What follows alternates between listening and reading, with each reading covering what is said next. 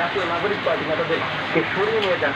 তার পরবর্তীতে এই মুহূর্তে এখন যে অবস্থা বিরাজ করছে সেই অবস্থা আমরা দেখতে পাচ্ছি যে আইন শৃঙ্খলা বাহিনীর সদস্যদের সাথে পুলিশ সদস্যদের সাথে কিন্তু ইট পাচ্ছেন, এমনকি দেশীয় অঞ্চলে হামলা চালিয়েছে।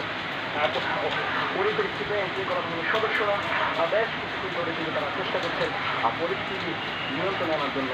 আমরা দেখেছি যে সেনাবাহিনী পুলিশের যৌথ প্রচেষ্টায় কিন্তু নিয়ন্ত্রণে আসেনি যে গোপালগঞ্জের যে এনসিপি সমাজের যে সংঘর্ষ সেটি কিন্তু নিয়ন্ত্রণে আসেনি। পরবর্তীতে সেনাবাহিনী কঠোর নিরাপত্তার মধ্য দিয়ে জাতীয় নাগরিক পার্টি নেতাদেরকে সরিয়ে নিয়ে যান। তার পরবর্তীতে এই মুহূর্তে এখন যে অবস্থা বিরাজ করছে সেই অবস্থা আমরা দেখতে পাচ্ছি যে আইন শৃঙ্খলা বাহিনীর সদস্যদের সাথে পুলিশ সদস্যদের সাথে দফায় দফায় কিন্তু সংঘর্ষ চলছে।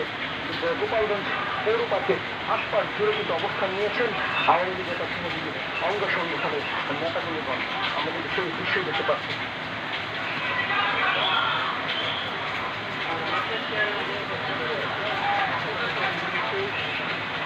এই মুহূর্তে দাঁড়িয়ে কিন্তু সমাবেশ করছিলেন এনসিপি।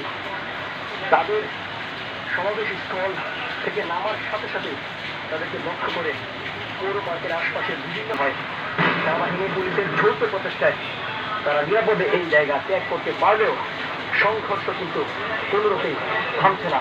আমরা কিন্তু এই মুহূর্তে সেই দৃশ্য দেখতে পাচ্ছি। চতুর্দিকে কিন্তু চেয়ার ছিটিয়ে আছে, ভাঙচুর চালানো হয়েছে। আমরা সেই দৃশ্য দেখতে পাচ্ছি। আওয়ামী লীগের যে হটস্পট, আওয়ামী লীগের যে প্রাণ কেন্দ্র বলা যায় এই গোপালগঞ্জের সমাবেশকে ঘিরে সংঘর্ষ হবে এমন আশঙ্কা কিন্তু করা হচ্ছিল, আর সেটি কিন্তু বাস্তবে রূপ নিয়েছে। আমরা এই মুহূর্তে যে দৃশ্য দেখতে পাচ্ছি গোপালগঞ্জ পৌর পার্কের আশপাশে যে সড়কগুলো রয়েছে সেই সড়কগুলোর আশপাশে কিন্তু রণক্ষেত্রে পরিণত হয়েছে। এই মুহূর্তে সেই ভয়াবহ ধ্বংসযজ্ঞের ভয়াবহ যে সংঘর্ষে সেই